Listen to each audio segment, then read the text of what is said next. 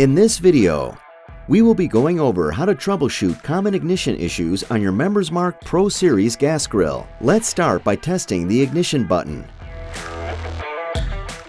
If you do not hear a continuous clicking sound when pressed, start by replacing the battery with the negative end facing outward and try again. If you still do not hear continuous clicking when pressing the igniter button, another common cause is poorly engaged or disconnected wires. Start by checking the wire connections to the electronic ignition module.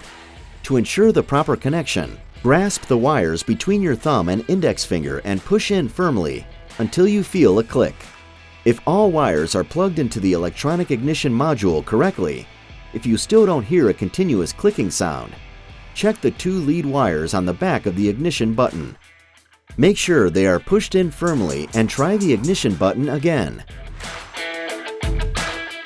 To troubleshoot side burner ignition issues, check to make sure that the side burner electrode wire is pushed in firmly to the side burner electrode. Press the ignition button to try again. If none of these troubleshooting options have solved your ignition issue, please contact our customer support at 1-833-454-0864